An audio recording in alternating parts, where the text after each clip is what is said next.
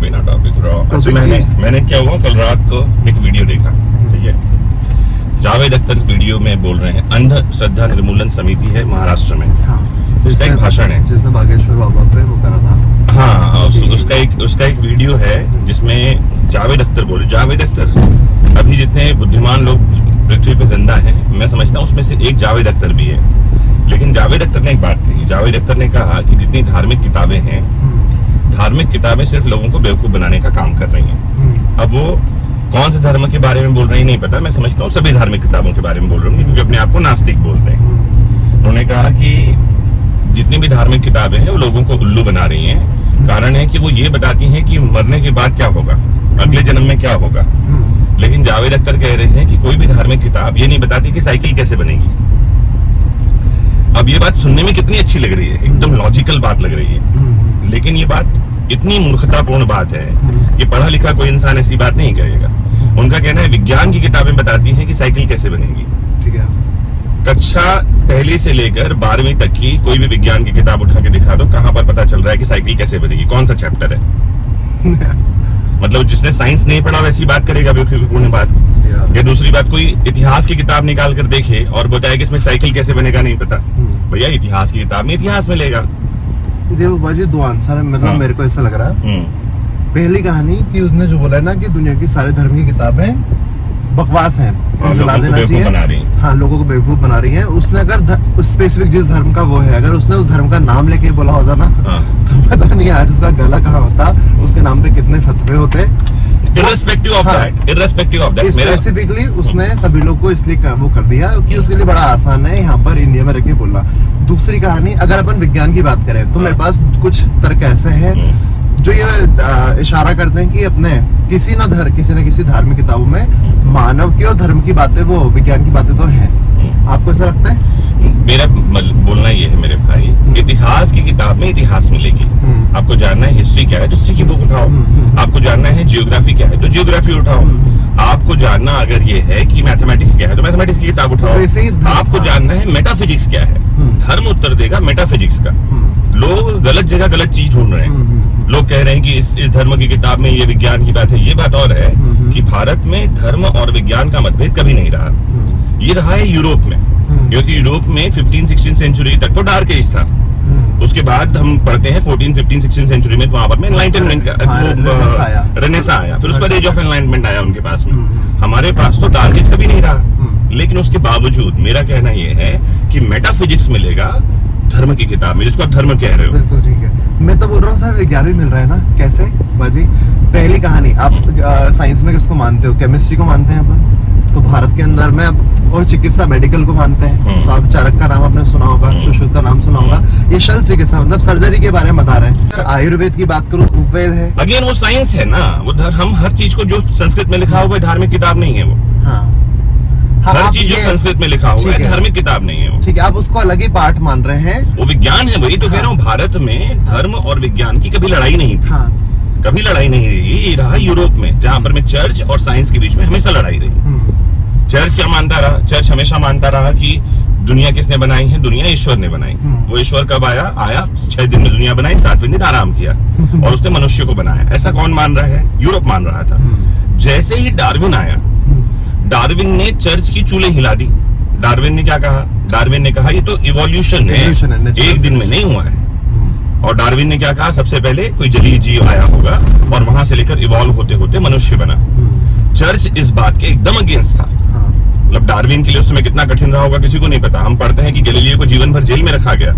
हमने पढ़ा कि कॉपरनिकस जो है उसको सिर्फ और सिर्फ चर्च ने टॉर्चर किया, जेल दिया गया। भारत में ऐसा किसी के बारे में हम नहीं पढ़ते कि आर्यभट्ट के साथ ऐसा हुआ, कि जो है बौधायन के साथ ऐसा, हम तो नहीं पढ़ते। इसका मतलब यह है कि भारत में ये डायलेमा नहीं रहा। लेकिन इसका मतलब ये नहीं है कि बौधायन ने जो लिखा वो धार्मिक किताब है, वो तो प्योर मैथमेटिक्स है।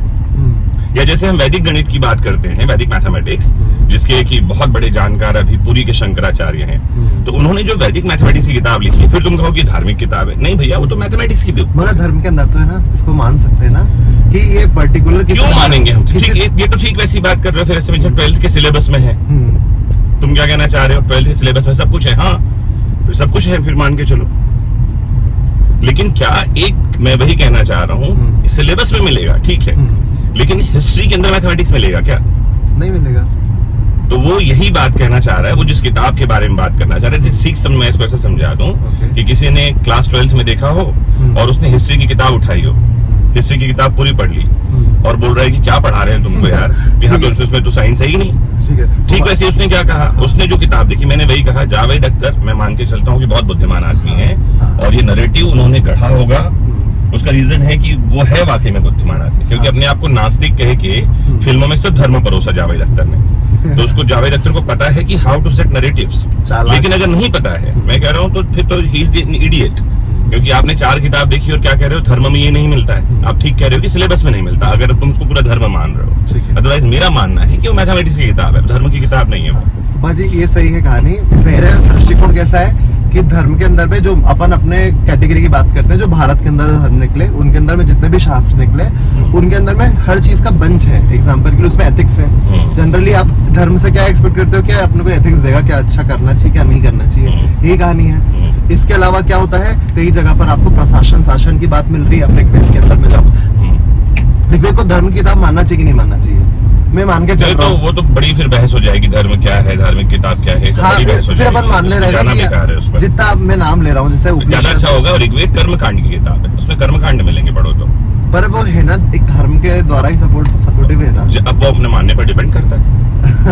हाँ मान सकते हो, बिल्कुल मान सकते हो, क्योंकि सबसे पुराना जो धर्म बना या रिलीजन बना, या जिसको हम पता नहीं धर्म कहेंगे, लाइफ स्टाइल कहेंगे, क्या कहना है, शब्द बहुत सारे हो सकते हैं, तो मानना है तो बिल्कुल मान सकते हो, जिससे लोगों को संगठित करने का काम किया। तो जैसे उपनिषद के अंदर में जाएंगे तो वो फिलोसफी है, प्योर फिलोसफी, और इसी फिलोसफी के अंदर में से एक ब्रह्मांड की फिलोसफी निकलती है, प्योर फिलोसफी है, और इतनी शानदार फिलोसफी है कि उससे बढ़िया फिलोसफी कहीं नहीं मिलेगी। जैसे कि अपन अगर इसकी बात करें, कोस्मोस की बात करें, ब्रह्मांड की बात करें, दुनिया के शायद ही कोई ऐसा कोई ग्रंथ मेरे को ध्यान में नहीं आ रहा है जिसके अंदर में बात की गई हो कि सोलर सिस्टम है और सूर्य के चक्कर पृथ्वी लगा रही है। इवन आप कारण है कि बहुत बुद्धिमान लोग थे जिन्होंने बात की। पश्चिम में जाएंगे तो बाइबल तो बोल रही है कि पृथ्वी केंद्र में है और सूर्य उसके आसपास चक्कर लगा रहा है। आपने कोपरनिकस का नाम लिया, उसने ये तो गुनाह करा था, उसने बोला कि गलत लिखा, उसने बोला कि नहीं सूर्य केंद्र में है, जियोसेंट्रिक अप्रोच बोलते हैं इसको। ऐसी बातें हर किसी धर्म की किताब में निकाल के लाई जा सकती हैं, अच्छा। जो साइंस के अगेंस्ट होगा। उसका रीजन है कि धर्म क्या बोल रहा है समझने की जरूरत है, जितनी बात उस समय पता है। जैसे उस समय तक ये खोज ही नहीं हो पाई थी वहाँ, क्योंकि वहाँ लंबे समय तक तो डार्क एज रहा, हमने पढ़ा ना, वो तो खुद कह रहे हैं अपनी हिस्ट्री में। डार्क एज भारत में भी रहा है, मगर पहले कब रहा? मध्य में था, जब वो आक्रमणकारी आए। हम उसको कह सकते हैं, लेकिन कहानी है कि हमारे पास नॉलेज तो पहले से था ना। आक्रमणकारी आए, उस समय क्या लिखा क्या हुआ, कारण जो सोशल मीडिया तो था नहीं कि पता चले कि भैया डार्क एज यहाँ था और यहाँ नहीं था, लेकिन हमारे पास किताबें तो पहले से थी, हमारे पास चीजें तो पहले से था, नॉलेज तो पहले से था। अब कहानी ये है कि क्या, हाँ अच्छा, मैं सोचा क्या अच्छा है बोल रहा है, क्या बोल रहा था मैं, तूने बुला दिया। अच्छा डार्क एज पता नहीं, नहीं डार्क एज नहीं, मैं बात कर रहा था कि वो धर्म क्या कह रहा है। तो पूरी पृथ्वी चपटी है, तब तक लोगों को ये पता था, ठीक है। अगर हम वहाँ के डार्क एज के पहले की बात करते हैं और हम बात करते हैं ग्रीस की, तो वहां पर जो एरिस्टोटल हुआ, एरिस्टोटल ने भी यही कहा कि पृथ्वी चपटी है, तो सबके पास जानकारी यही थी। तो बाइबल कैसे लिखेगा पृथ्वी गोल है? यहाँ के लोगों को जानकारी थी कि पृथ्वी गोल है। कैसे जानकारी थी इसके बारे में हमारे पास कोई प्रमाण नहीं है। वो आंतरिक विज्ञान था कि बाह्य विज्ञान था, कि उनके पास कॉस्मोस का नॉलेज था, कि उनके पास क्या था, कि सिर्फ थियरी थी, हमको नहीं पता, लेकिन यहाँ के लोगों के पास नॉलेज था। वहाँ लोग के लोगों के पास वो नॉलेज बाद में हुआ, ठीक है। इसका मतलब कोई धर्म महान या खराब नहीं हो जाता।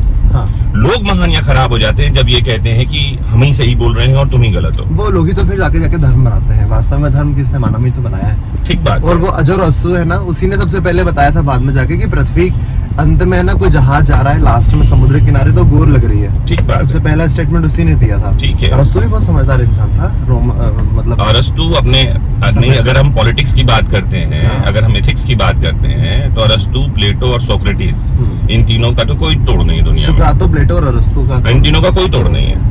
ये पश्चिम में है। हाँ। और भारत में ये परंपरा अलग अलग लोगों ने चलाई, जैसे कि सर भास्कराचार्य की बात करते हैं। भास्कराचार्य के आगे ही लिखा है आचार्य, इसका मतलब है आचार्य परंपरा तो सनातन में थी, पहली कहानी। और दूसरी कहानी ऐसे भास्कराचार्य आपको फिर देखने मिल रहा है कि ग्रेविटेशन के बारे में एग्जैक्टली नहीं जो न्यूटन ने बताया है, बट हाँ कुछ उसके संदर्भ में या उसका दृष्टिकोण, उनका विज्ञान का दृष्टिकोण वहां पर देखने मिलता है। ठीक है। ब्रह्मगुप्त के अगर ब्रह्म स्फुट सिद्धांत पढ़ते हैं अपन, तो भी तरीके मैथमेटिक्स ठीक है ना, मेरा बोलना है वो जो है साइंस की किताब है, वही कह रहा हूँ मैं। हमारे यहाँ धर्म और रिलीजन में कोई लड़ाई नहीं थी, तो फिर विज्ञान की किताब जावेद अख्तर को फिर पढ़ाना पड़ेगा। नहीं, जावेद अख्तर ने वो किताबें नहीं पढ़ी है। हाँ, तो उससे नहीं, मेरा कहना यह है, जावेद अख्तर ने विज्ञान की भी किताबें नहीं पढ़ी। मैं तो बहुत धर्म पर जा ही नहीं रहा। मैं कह रहा हूँ फर्स्ट से लेकर 12th तक की कोई सी साइंस की किताब निकाल दो, किसमें मिलता है, जाओ दे दो, साइकिल बनाने का काम। मैंने तो आज तक नहीं पढ़ा। अच्छा, इंजीनियरिंग में भी नहीं मिलेगा। आप इंजीनियरिंग की स्पेशल ब्रांच की किताब निकाल कर देखोगे, पता चलेगा साइकिल कैसे बनेगी। आप अगर कंप्यूटर साइंस इंजीनियरिंग की किताब निकाल के देखो तो वहां भी साइकिल की बात नहीं पता चलेगी। मैंने कंप्यूटर साइंस पढ़ा है, मेरे को आज तक सॉफ्टवेयर नहीं आया। चीज नहीं, मतलब जानकारी तो मिलनी चाहिए, नहीं मिलेगी। This is all about the thing, wrong narrative set करके। इंडिया में आपको अगर साइकिल बनाना है तो आपको चाहिए 1 फर्जी डिग्री। नहीं, मेरा कहना है कि लोगों के लिए रॉन्ग नैरेटिव सेट करना आसान है, और कम समझ वाले लोग या जो लोग समझना नहीं चाहते हैं ऐसे नैरेटिव में फंस जाते हैं। तो लोगों को ऐसे नैरेटिव से बचना चाहिए और अपनी बुद्धि लगानी चाहिए। बहुत सही बात है ना, अदरवाइज हमारे मॉर्निंग टॉक को सुनते रहना चाहिए। हम दिन मान चुके हैं, कंटिन्यू करेंगे बाद में। Bye bye.